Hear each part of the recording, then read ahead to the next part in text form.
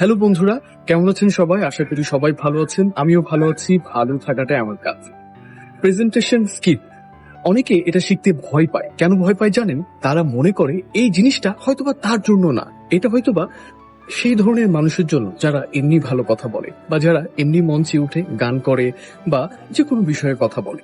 কিন্তু আসলে এটা একটা শেখার মতো স্কিল। যেমন ধরেন কেউ অনেক সুন্দর গান করে, কেউ অনেক ভালো ছবি আঁকে।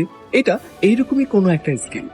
আর ভয় যেটা আপনি আমি পাচ্ছি বা পাই, সেটা আসলে ব্যর্থতার আশঙ্কা থেকে আসে। সাপোজ লোকে কি ভাববে, মানুষে কি বলবে আমি যদি ভুল করি, এইরকমটা ভাবনা থেকে আমরা ভয়টা পাই। তো আমার যেটা লাস্ট সাজেশন, আপনার শুরু যেটা করতে হবে, শুরু তো মাস্ট বি করতে হবে। আর আপনার জন্য যেটা সাজেশন, শুরু যতক্ষণ আপনি না করতে পারছেন ততক্ষণ পর্যন্ত আপনি জানতেই পারবেন না আপনি কতটা ভালো করেন। এই তো, ভালো থাকাটাই হোক আপনার কাজ। টাটা।